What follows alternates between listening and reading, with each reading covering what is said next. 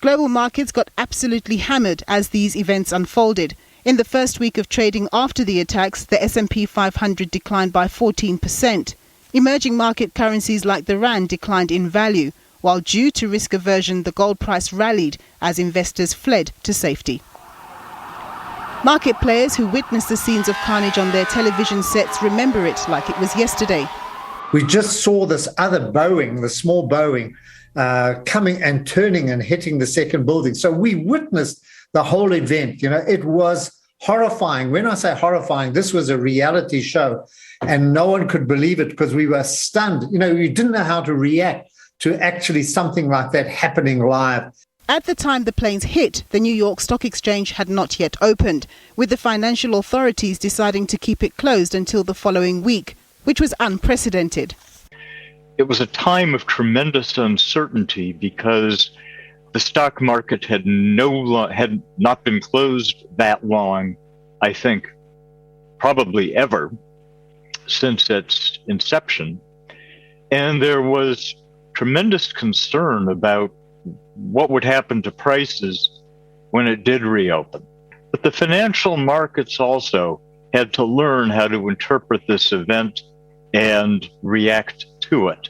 Following 9/11, security protocols at international airports and other thoroughfares became the norm, and in the financial world, compliance with rules became more strictly enforced, with the ability to trace funds from their source that much more important. Certainly things changed and attitudes changed, and it set forth a whole new era in trading.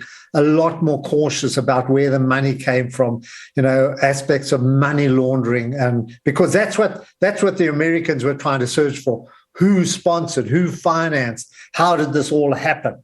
But the other long-lasting change, the New York Stock Exchange and most financial markets at the time were what were called floor markets. That is, all the trading took place at a single physical space. The New York Stock Exchange had this enormous trading room. It still has the trading room, by the way, but it's much less important. But back in 2000, that was where all the trading occurred.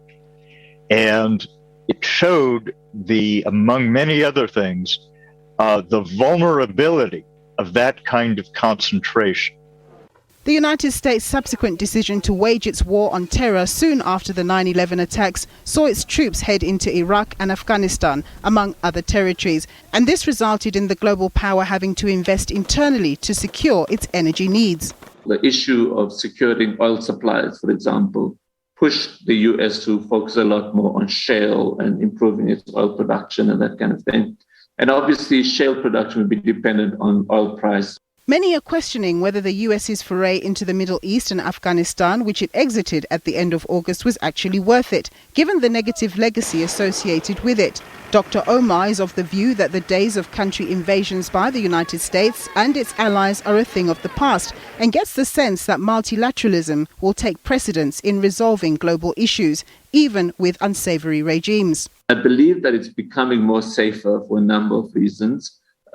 Basically around multilateralism, basically around strengthening, even internal strengthening of secular forces, more of the kind of 4IR impact where you can't suppress things for too long, it gets out into the world, etc. So all those things make it just that little bit more difficult for dictators to run things that they would like to do.